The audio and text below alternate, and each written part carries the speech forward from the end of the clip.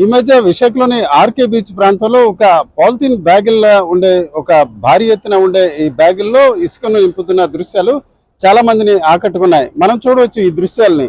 ఇలాగా ఒక భారీ ఎత్తున ఇసుకను నింపిన దశను చూసి ఎవరైనా ఇసుక వ్యక్తిగత అవసరాలకు ఇతర అవసరాలకు తరలిస్తున్నారని కూడా ప్రజలు కొంత ఆలోచించిన పరిస్థితి. అయితే దీనిపై ఆర్టీవీ కొన్ని అంశాలను పరిశీలిస్తే ఇవంతా కూడా తీర ప్రాంత కోతకు కొత్త టెక్నాలజీ మాదిరిగా వినియోగించే ప్రయత్నం చేస్తున్నట్టు తెలుస్తుంది. మీరు చూస్తున్న ఈ బ్యాగులు ఏవైతే ఉన్నాయో వాటిలో బీచ్ లో లభించే ఇసుకతో నింపారు. వీటిని ఇప్పుడు దగ్గరలో మనం ఆర్కే బీచ్ లో నోటెల్ ఎదురుగా ఉన్న ప్రాంతంలో చూసాం. ఇది 2 ఏళ్ల క్రితం ఒక భారీ ఎత్తున వర్షానికి ఇక్కడున్న పార్క్ ఏదైతే గర్ల్స్ పార్క్ గా చెప్పుకునే ఈ పార్కు నేల కొరిగిన పరిస్థితి చూడొచ్చు ఇప్పుడు కూడా చాలా వరకు. అయితే ఇది కేవలం 2 ఏళ్లలోనే కాదు, గతంలో కూడా చాలా సందర్భాల్లో ఈ రకంగా గోడలు కూలిపోయిన దృశ్యాలు ఉన్నాయి. అయితే నిజానికి చూసుకుంటే తీరంలో భిన్నమైన వాతావరణ పరిస్థితి నేపథ్యాన్ని ఈ రకంగా తీరపు కోత కొనసాగే పరిస్థితి.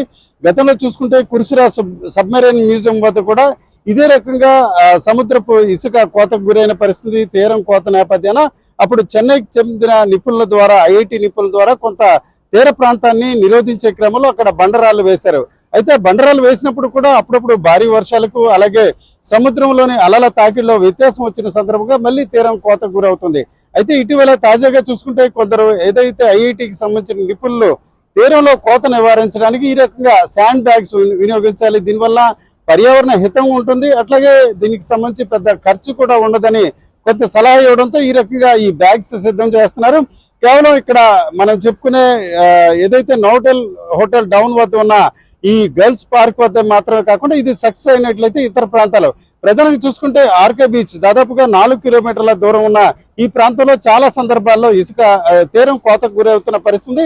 అయితే ఇవన్నీ కూడా ఏదైతే పోర్టు నిర్మాణం కేవలం వైజాగ్ పోర్టు ఒకటే కాదు, గంగవరం పోర్టు నిర్మాణం వల్ల సహజంగా వచ్చే అలల తాకిడిని అడ్డుకట్ట వేసే ప్రయత్నం చేయడంతో దానికి దాదాపు 90 డిగ్రీస్ డిస్టెన్స్ లో ఉన్న ప్రాంతంలో ఈ రకంగా కోతకు గురవుతుంది అన్న అభిప్రాయం చాలా మందిలో ఉంది.